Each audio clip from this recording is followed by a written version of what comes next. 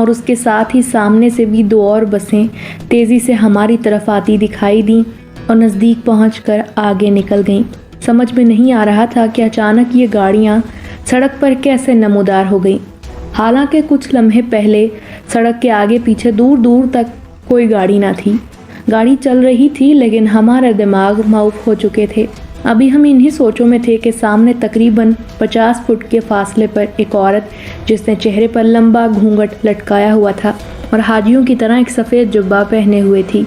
उसके हाथों में लाठी थी जिसके एक सिरे पर जलती हुई लालटेन टंगी हुई थी। वो उसी तरफ खड़ी थी जिस तरफ हम जा रहे थे।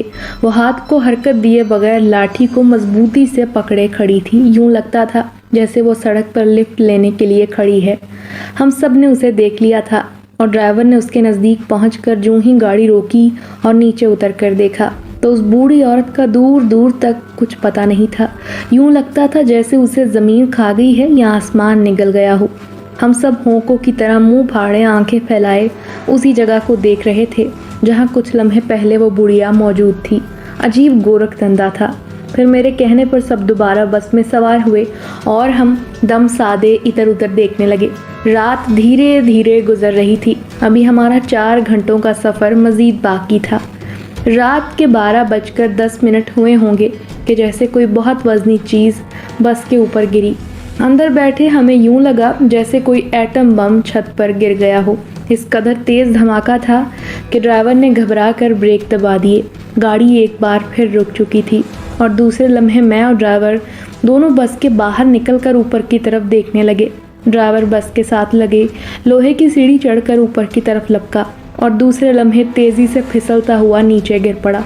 उसके मुंह से खौफ के मारे आवाज़ नहीं निकल रही थी। उसकी आंखें स्याह की बजाय सफ़ेद पुतलियों में तब्दील हो गई थीं। यूं लगता था जैसे उसने छत पर कोई इंतहाई खौफनाक शय देख ली है। मैं नीचे खड़ा उसे ऊपर जाता देखकर खामोश खड़ा था कि अचानक उसे इस तरह खुद पर गिरते देखकर घबरा गया। और फिर मैंने ज़िंदगी में पहली बार इतनी हिम्मत से काम लिया कि एक हट्टे कट्टे ड्राइवर को खुद अपने हाथों में संभाल कर और खींच कर बस के दरवाजे के करीब लाया और फिर आवाज़ देकर दूसरे लोगों को बुला लिया जो अंदर सहमे बैठे थे। बस के अंदर तमाम पर्दे बराबर कर दिए गए थे, इसीलिए कोई भी बाहर का मंजर देखने से कासिर था। मेरे बुलाने पर चंद नौजवान बाहर निकलकर मेरे साथ ड्राइवर को बस के अंदर ले गए। फिर उसे एक तरह 3 सीटों पर लिटाकर पानी वगैरह उसके मुंह में डाला। कुछ लोग उसके हाथ पांव मसल रहे थे और थोड़ी मेहनत के बाद उसे कदरे होश आया। होश में आने के बाद जो उसने बताया वो सुनकर सबकी चीखें निकल गईं। ड्राइवर के कहने के मुताबिक उसने बस की छत पर एक बहुत बड़ा स्याह रंग का बिल्ला देखा है जिसके मुंह से तेज़ और नुकीले दांत अंधेरे में भी चमक रहे थे और उसकी आंखों में जैसे खून उतरा हुआ था। बिल्ले की जसामत बकरी के कद के बराबर ज़रूर होगी। वो छत पर खड़ा इसी तरफ देख रहा था जिस तरफ से मैं ऊपर चढ़ा था। मेरे वहमो गुमान में भी ना था कि मुझे ऐसा भयानक मंजर देखने को मिलेगा। मैं यूं ही ऊपर चढ़ा अपने चेहरे के सामने उसे मतवज्जो पाकर जैसे मुझे होश ना रहा और घबराहट में मेरे हाथ से सीढ़ी छूट गई और अब मुझे होश आया है। मैं आप सबका बेहद शुक्रगुजार हूँ। ड्राइवर ने रुक रुक कर और खौफ की कैफियत से सारा वाक़या हमें बता दिया। सब लोग दम बखुद उसी की तरफ देखकर ये सब सुनते जा रहे थे। कुछ देर तक ड्राइवर की हालत बेहतर हुई तो उन्होंने ऊपर जाकर दोबारा देखने की बजाय बस को तेज़ी से आगे बढ़ाने में ही आफियत जानी। ड्राइवर सीट पर बैठ चुका था और बस स्टार्ट करके आगे बढ़ा दी। लेकिन ये क्या, यूं लग रहा था जैसे बस के पीछे किसी ने मजबूत रस्से बांध दिए हों। बस टस से मस न हुई और सिर्फ एक चिंगाड़ निकाल कर रुक गई। ड्राइवर ने बथेरी कोशिश की लेकिन नाकाम रहा। थक हार कर वो बेबसी से हमें देखने लगा। हमारी खुद की समझ में नहीं आ रहा था कि पे दर पे अजीबोगरीब वाक़यात आखिर हमारे साथ क्यों पेश आ रहे हैं। हम सबकी हालत तो यूं हो रही थी जैसे काटो तो लहू नहीं। कुछ समझ नहीं आ रहा था और सबसे अजीबोगरीब बात यह थी कि इस बार भी हमें आगे और पीछे दूर दूर तक कोई भी गाड़ी सड़क पर नज़र नहीं आ रही थी। सड़क पर एक सुनसानी फैली हुई थी। दोनों तरफ लगे हुए दरख्त यूं महसूस होते थे जैसे देव मुंह खोले हमें निगलने के लिए तैयार खड़े हैं। कुछ देर गुजरी होगी कि जैसे बस के दरवाजे पर किसी ने बड़े ज़ोर से टक्कर मारी हो। यूं लगा जैसे कोई बड़ी ताकत से बस के दरवाजे को तोड़ने की कोशिश कर रहा है। दरवाज़ा मजबूत होने के साथ साथ लोहे का था तो उसको टूटने का सवाल ही पैदा ना होता था। लेकिन उस वक़्त हमारी चीखें निकल गईं जब कुछ लम्हों के बाद बस के पिछले शीशे के टूटने की आवाज़ सुनाई दी। शीशे की सारी किरचियाँ पुर्जों में तब्दील होकर अंदर की जानिब गिर गई थीं। क्योंकि उन शीशों में गैस भरी होती है, इसीलिए टूटने की सूरत में ये इंसानी जिस्म को कोई नुकसान नहीं पहुंचा सकते। लेकिन उस टूटे शीशे से जो चीज़ अंदर बरामद हुई उसे देखकर हमारी हालत पतली हो गई।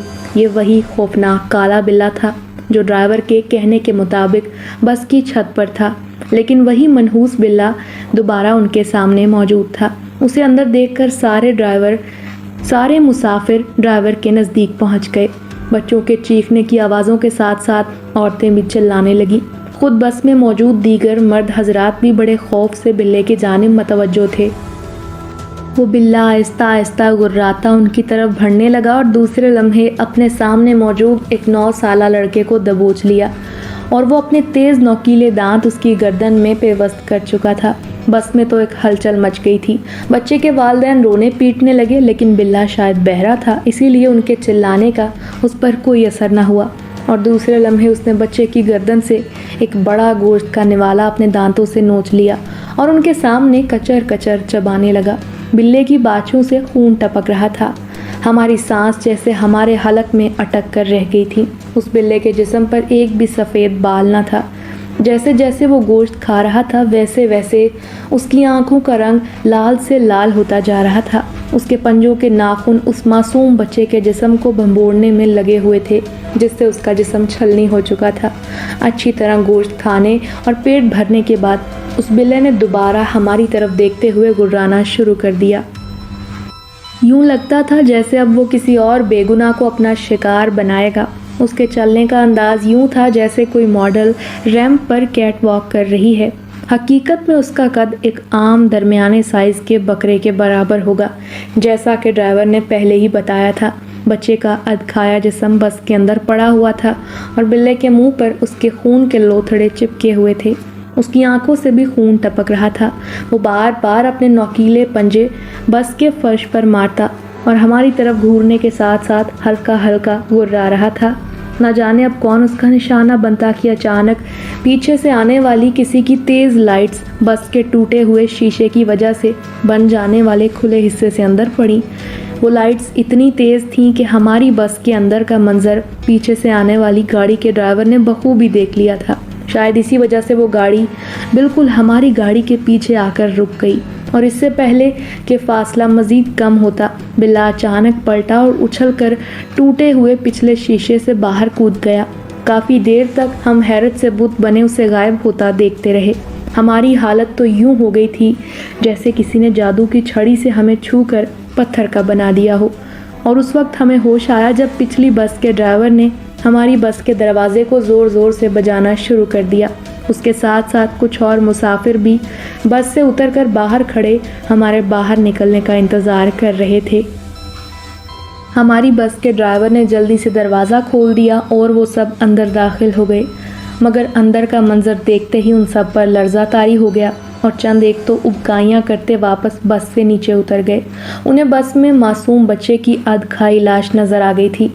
हमने तमाम लोगों को नीचे उतारा। मैंने जल्दी से मोबाइल पर कॉल करके अपने दोस्त आसिफ को सारी हकीकत बता दी। दूसरी तरफ तमाम हालात सुनने के बाद आसिफ की भी हालत वाकई ख़राब हो गई और जिस बच्चे की लाश बस से उतार कर नीचे रखी गई थी उसके वालिदैन की तो मत पूछिए कैसी हालत हो रही थी। हमारे दिलासे देने के बावजूद वो नहीं संभल पा रहे थे। पिछली बस के सारे मुसाफिरों ने हमारी बेहद मदद की। सड़क के किनारे एक दूर दरख्तों के नीचे किसी मेहरबान ने नलका लगा रखा था। हमें उस वक्त पानी की बहुत ज़रूरत थी। हमने वहाँ से पानी पिया और कुछ पानी लेकर बस के अंदर का फर्श भी धो डाला। रात के 2 बज रहे थे। हम सड़क के दरमियान खड़े अपनी बेबसी का तमाशा देख रहे थे। मोटरवे पुलिस भी शायद कहीं पड़ी सो रही थी जो हमारी मदद के लिए आती। हमने चारों नाचार अपनी मदद के तहत सब समेटने के बाद अपना सफ़र दोबारा शुरू कर दिया। बच्चे की लाश को हमने पिछली बस के मुसाफिरों के कहने पर वहीं दरख्तों के दरमियान एक बड़ा सा गड्ढा खोदकर दफना दिया। जाहिर है उसकी हालत ऐसी हो रही थी कि जब तक हम मंजिल मकसूद पर पहुंचते तो लाश मज़ीद ख़राब हो जाती।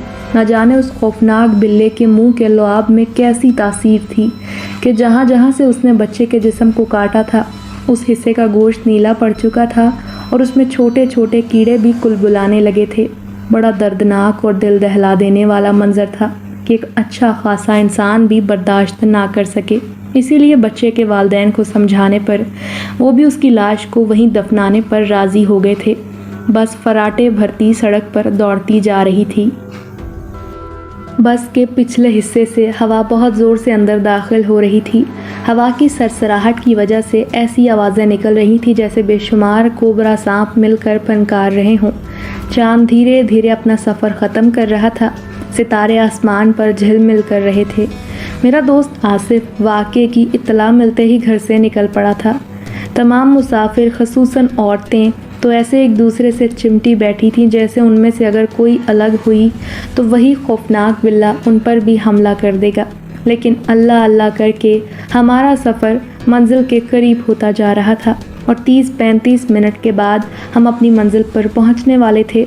हमने तमाम लोगों को ताकीद कर दी थी कि शादी वाले घर में किसी को भी इस बात की भिनक नहीं पड़ने देनी ताकि खुश असलूबी से हम शादी भुगता कर वापस लौट सकें। सब ने तायीद में सर हिलाकर इस बात का इकरार किया और मुझे किसी कदर इत्मीनान हो गया था। लेकिन जो रात हमारे साथ गुजरी थी उसको तसव्वुर करके मेरे साथ साथ बस का हर शख्स खुदा का लाख लाख शुक्र अदा कर रहा था कि जिसने उन्हें ज़िंदा सलामत अपनी मंजिल मकसूद पर पहुंचने का मौका फराहम किया। शायद हम में कोई अल्लाह का नेक बंदा ऐसा होगा जिसकी वजह से ऐसा मुमकिन हुआ, वरना तो ये तसव्वुर करके मेरे बदन के रोंगटे खड़े हो गए थे। किस्सा मुख्तसर, हम शादी के घर खैर आफियत से पहुंच गए। वहां पहुंचने के चंद घंटों बाद आसिफ भी एक टैक्सी में पहुंच गया था, मगर उसको एक तरफ ले जाकर मैंने खामोश रहने की ताकीद कर दी थी कि वापसी पर मैं उसे तमाम वाक़यात तफसील से बता दूंगा। वो ना चाहते हुए भी अपने जज्बात को बड़ी मुश्किल से रोक पाया। शादी की तमाम रसूमात से फरागत के बाद दूसरे दिन नाश्ते से फारिग होने के बाद हम काफ़ी खामोशी से अपनी वापसी के सफ़र के लिए रवाना हुए। रास्ते में मैंने आसिफ को तमाम वाक़यात तफसील से बता दिए।